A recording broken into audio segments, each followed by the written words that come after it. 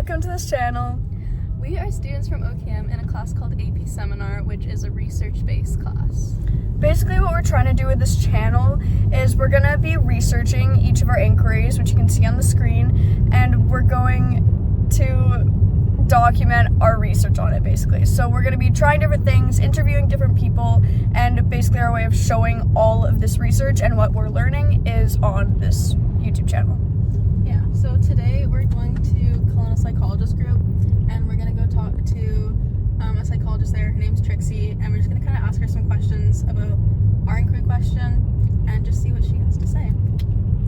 Yeah. See y'all there. Did you want to move so you can be seen more, or is it? I think I'm in it. Yeah. It'll work. Okay. Got you. Okay. Do you want to start? Sure. Alright, so my question is tied around different fields in psychology and everything because that's what I want to do after high school, but I'm just not sure what kind of thing I want to go into with psychology. So I know I want to major in it, but I don't know what kind of field I want to go into after. And it also has to do with figuring out how to understand your emotions over managing them, because a lot of the time I feel like you hear like, oh, you need to manage your emotions better, it's important to manage them, but I feel like a part in managing it is also understanding how they work. Very insightful. Thank you. So I have 3 questions, and I'm pretty sure they have a couple more as well, but I was thinking we just each ask one question and then just see how long that gets us. Sure. We'll just like see where it goes. If it's taking too long, we don't have to ask more. But my first one is, what do you know about like main fields in psychology or different fields in psychology, and how do their approaches differ? So like what's different about each of them? Well, this is a complicated question, only because psychology really is everywhere. Yeah.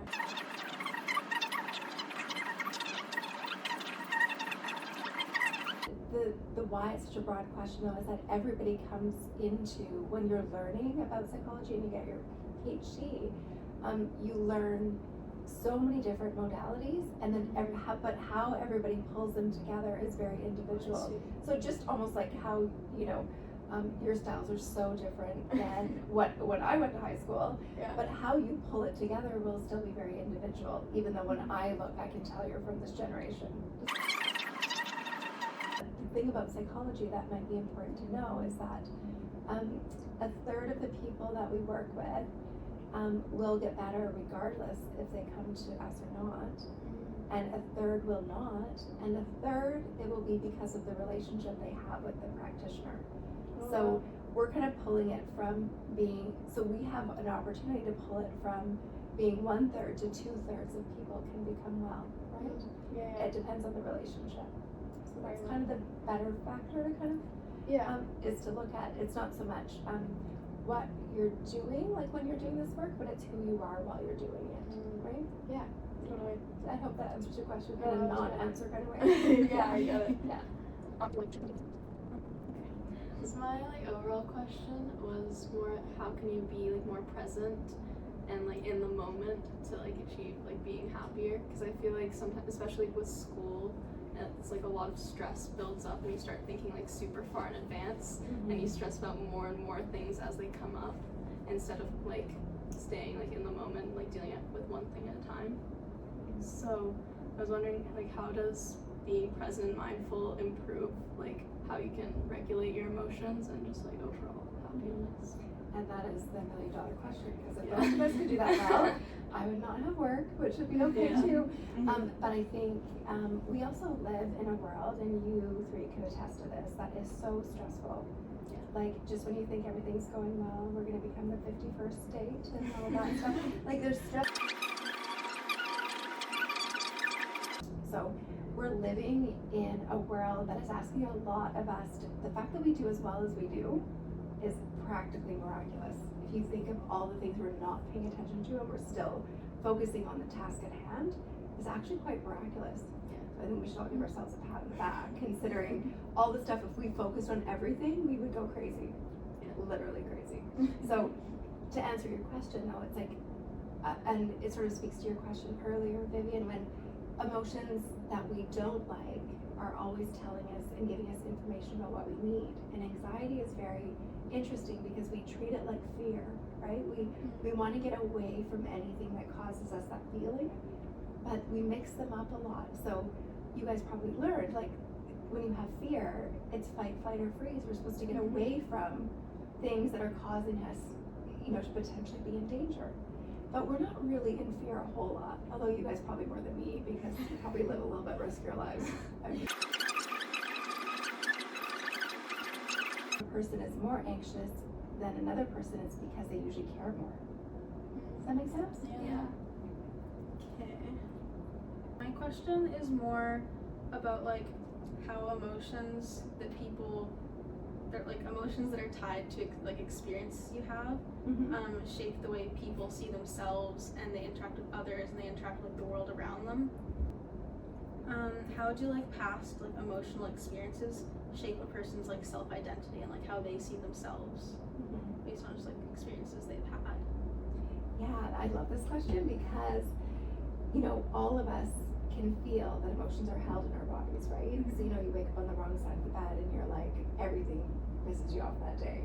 Like, we just know it. And that same thing did not yesterday and might not tomorrow. But so if we think our past experiences, if they caused us distress that we didn't let go of, then our nervous system is impacted in the fact that we're just a little bit more full because emotions are held in our bodies. We're a little bit more full than we would be. So think about a person who's had a lot of adverse experiences. Maybe they're bullied, maybe their family home isn't great, whatever.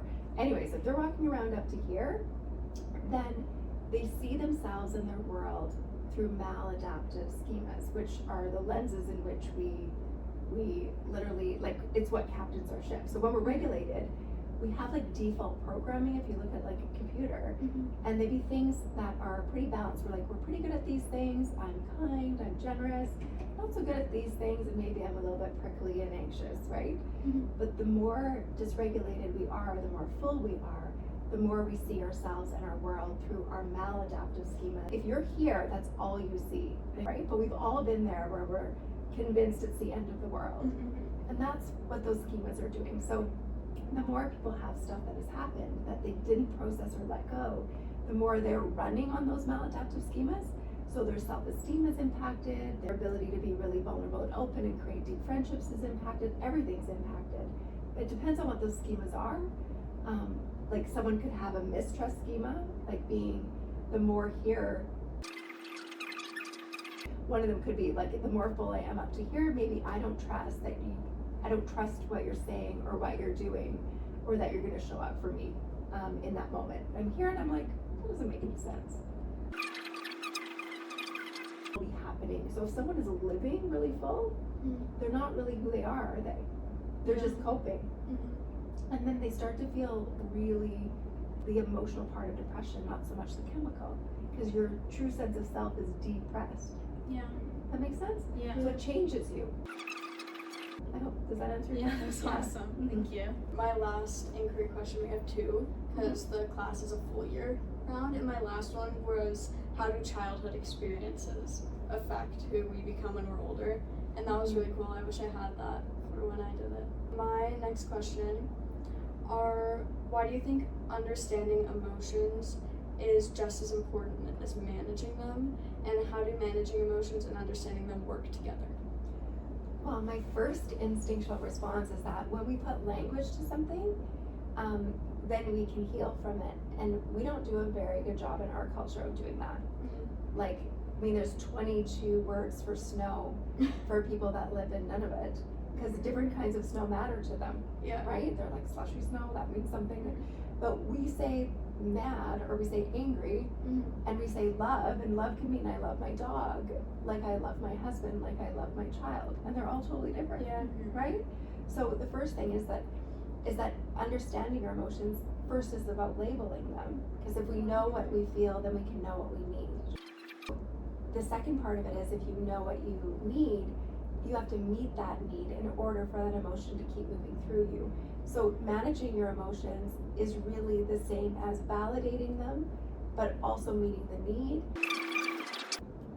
It sometimes doesn't make sense to, why would your anxiety go anywhere, or why would your anger go anywhere if you're in the situation that it warrants yourself to be angry? And so your anger makes sense. So why would you fight against yourself for that anger to go when really we're talking about the situation just needs to change? So instead of people around you always saying, I just don't happen to like your emotion, we first have to get curious about why is that emotion needed? And if it makes sense for it to be there, don't fight against it. So I think it's pretty convenient to say manage your emotions for people around you that don't like them versus really checking in with yourself and be like, maybe they're bang on. Like maybe you should feel rage. I hope that answers your question. No, that was perfect. Yeah. Yeah. Because I think that's kind of for other people. They want us managed, which is really just another way of saying compliant. Yeah. Which isn't always that's not my biggest value anyway. Yeah. I don't really have this written down, but I was thinking about what you were saying to Emma about how like one experience could feel like the end of the world one day, and then like a year later you might not even remember it. So I'm just thinking about how like being in the moment and not thinking about things ahead, like it might help in the moment not to be stressed, but then when it comes to that thing that you like left for later, then you'll get stressed then.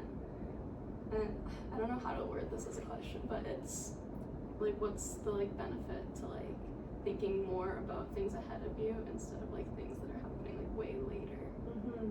Well, anxiety, part of our anxiety is that it's a prediction mechanism for other emotions we don't like as well. Yeah. Sometimes, right? Because we're like, it's an attempt to avoid pain. We're really we're allergic to any kind of discomfort or pain emotionally, aren't we? Mm-hmm. So in a way, anxiety comes up being like, hey, if I go to that party and then I'm uncomfortable because that person's there that looked at me sideways today, then you can see the anxiety is trying to predict feeling shame, because what if I feel not enough?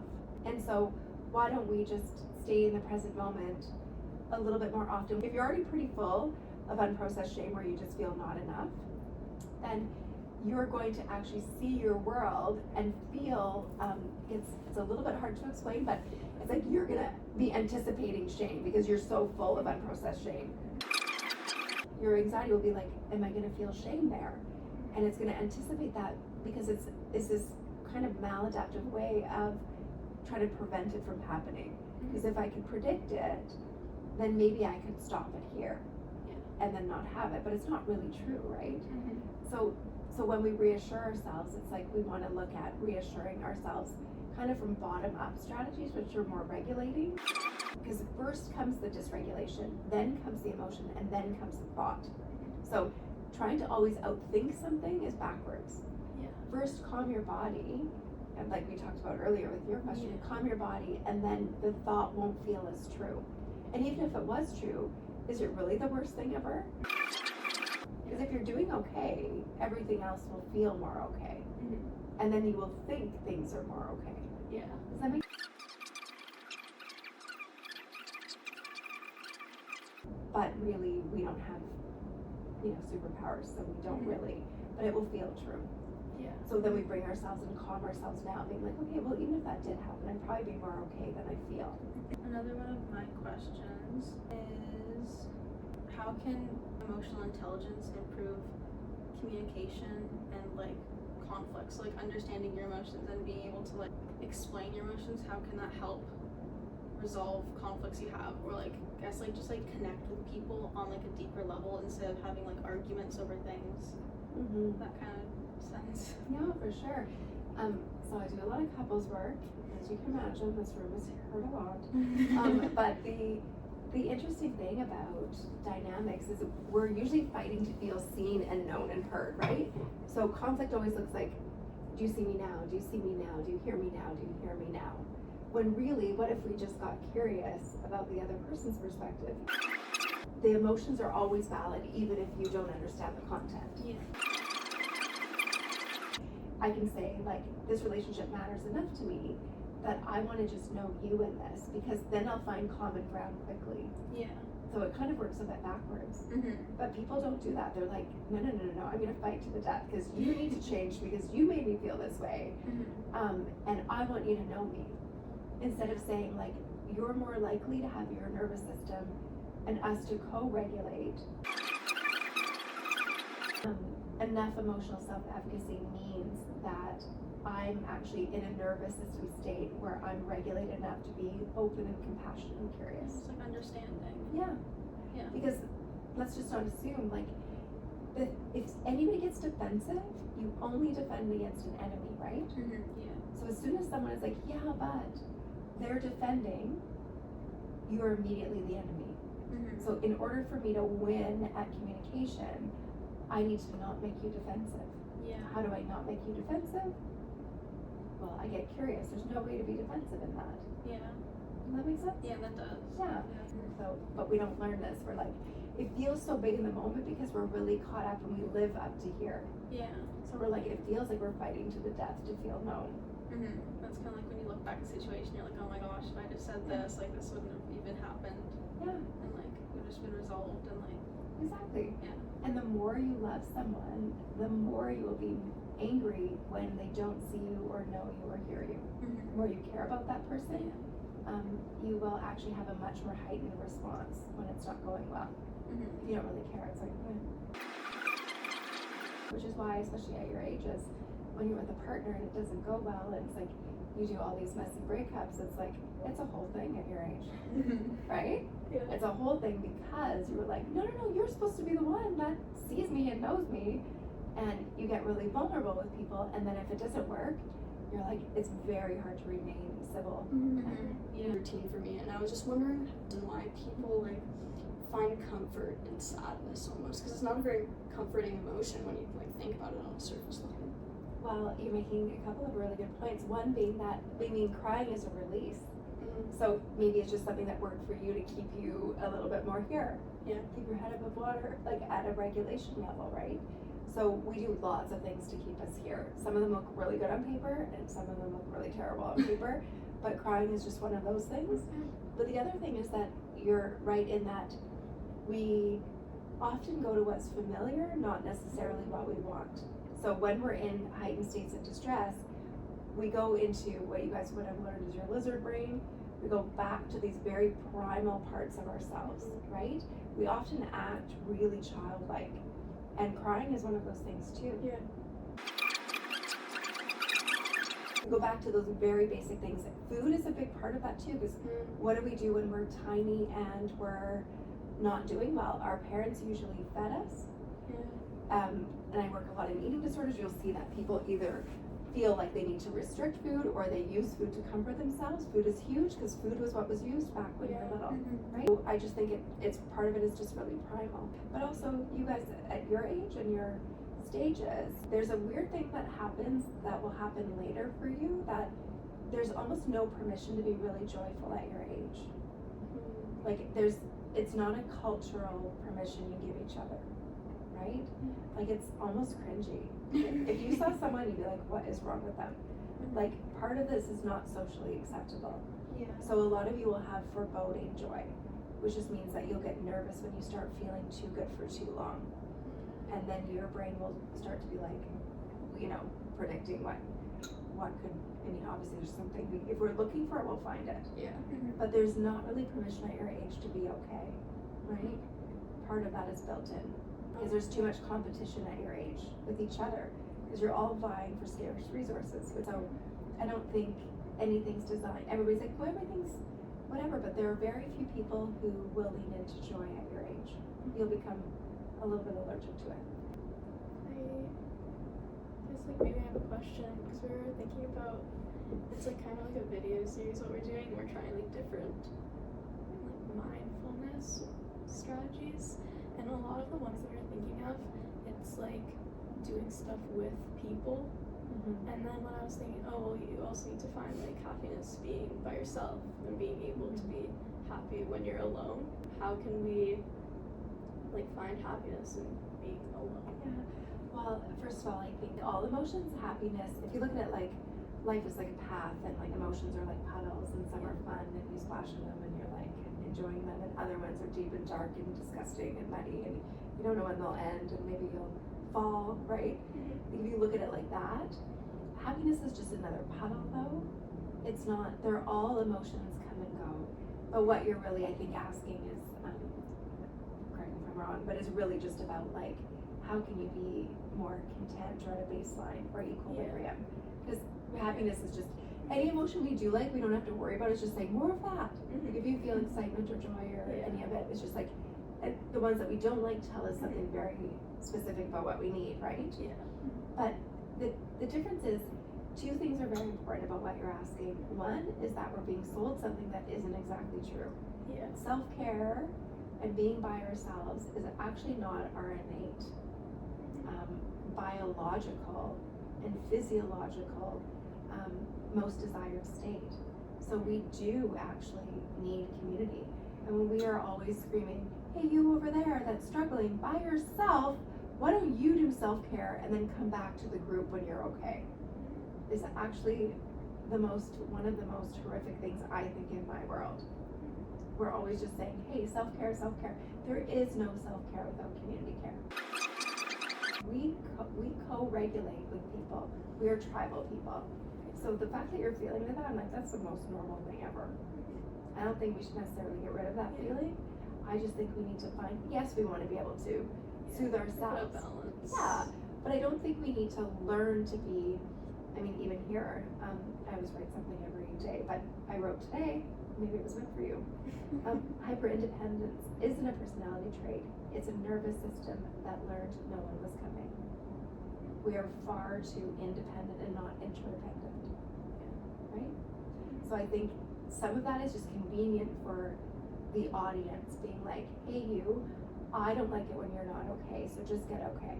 Rather, there's a actual tribe in Africa that if someone is not doing well, then they, as a community, come and apologize to that person because they're saying, we let you down. Isn't that incredible? Like being like, they literally will come and apologize to that person because if that person did something that wasn't aligned with their values, the whole community will stand around and say, because you know what, if you had us and you felt connected to us, you would not be doing X, Y, or Z. I feel like sometimes like all you need is like someone to tell you that like it's okay. We got you. Yeah. Mm-hmm. You start like thinking too much. Like if someone just comes and tells you, like you can just like. Because it's a co-regulation. It's a nervous system. We forget that we're energy, right? Yeah. And we are energetic beings. We are electrical. So we ground with each other. We feel frequencies with each other. It's like trying to have a choir without the rest of the people. It falls flat too quickly. Right?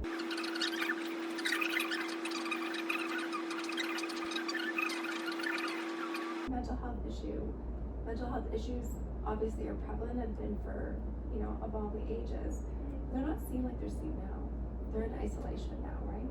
Okay, I guess like kind of building off of that question, because like people like isolate themselves a lot. It's like a whole thing where it's like you like see people who are like in their bedrooms all the time, just like isolating themselves from other people or even like communities.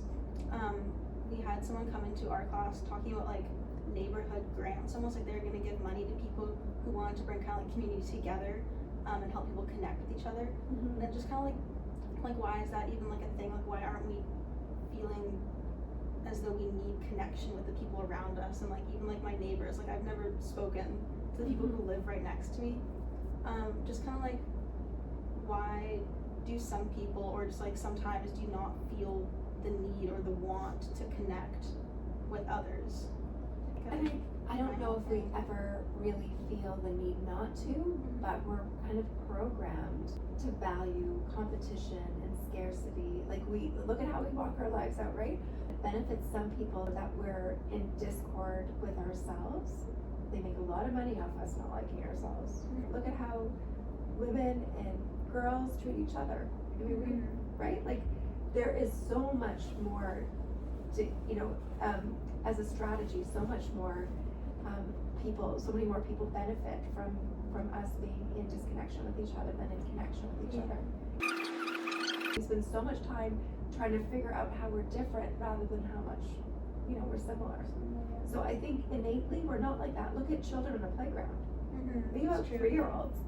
They're like clumping. They're like, you want to be my friend? Oh my gosh, you're wearing red shoes. Perfect. Done. We're like friends forever. Like, so that's not innate to us. What happens after is that we involve shame. Being like, we shame each other, we shame ourselves, and then we stay small. So we're not very brave, right? So we lack vulnerability, but we can push against that.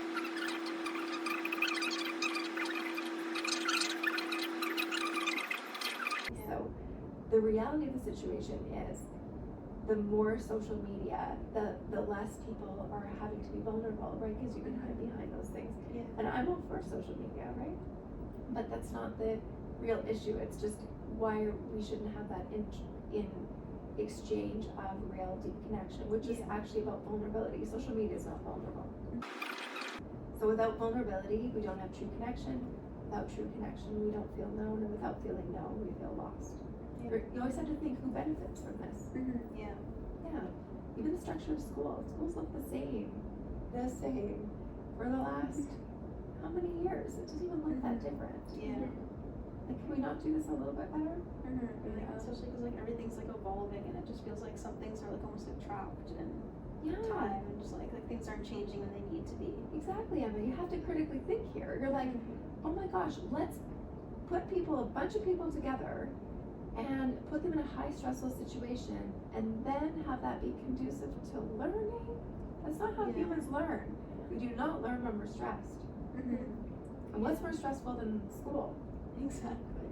Yeah, and then even I feel like because there are some like classes or some teachers who like try to make it like more like relaxed and like focus more on like how you're feeling and like your personal goals, and it almost feels like silly to do it. And you're like, oh my gosh, I don't want to do this. Like doing so many reflections or like reflecting on this, like it feels so stupid. Like I'll just like I'm gonna like do the work, get the grades, and like go on it. It just feels like pointless almost. But it's almost like that's what needs to happen. Like that's where almost like the real like learning is at, like reflecting on what you've been doing.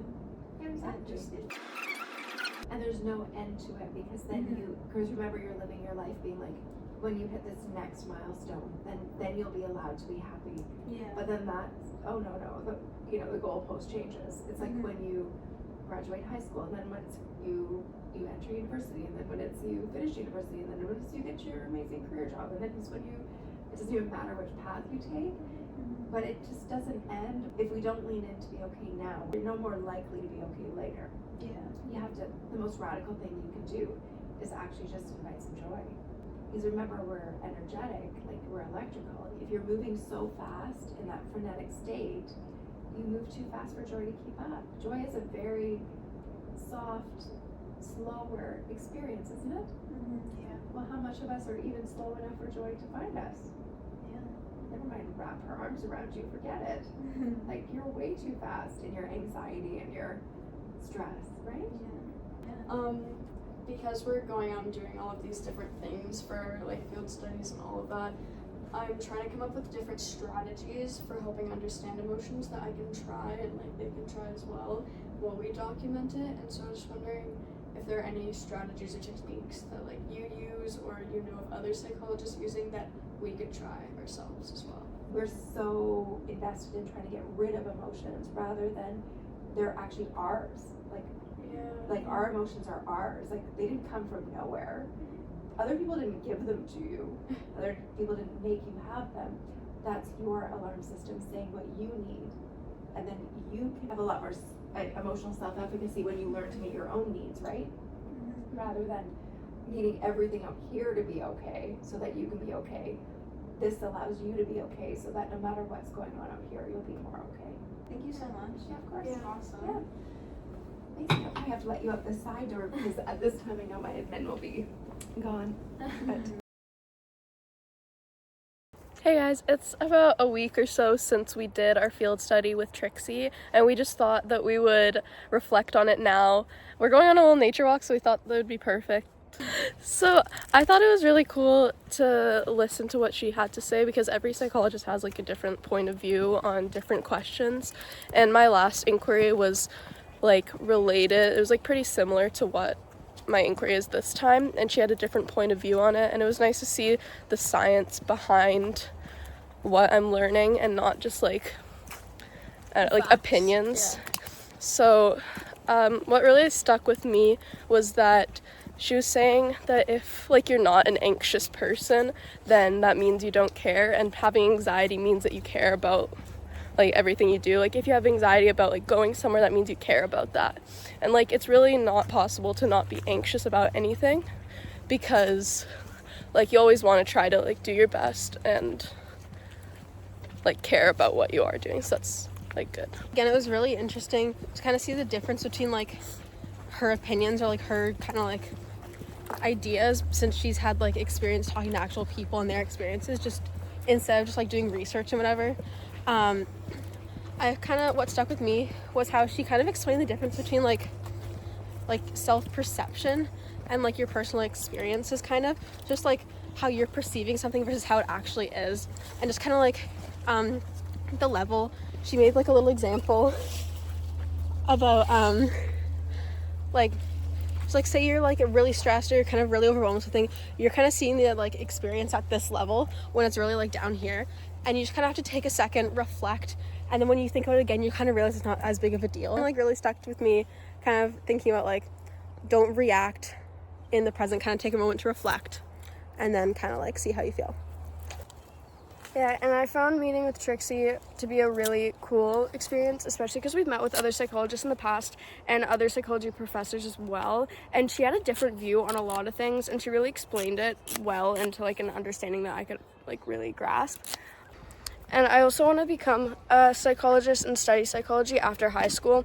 So hearing her perspectives on everything and hearing her perspectives on the different fields in psychology also really made me like excited about my future and made me think about other career paths that it could also open up.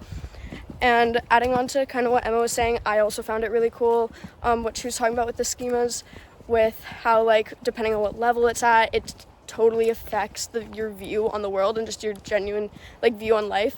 And I could relate it to certain times that like I've had specific schemas and like just seeing life through a darker lens and everything. So I thought it was cool, and it made me think like it's not that deep.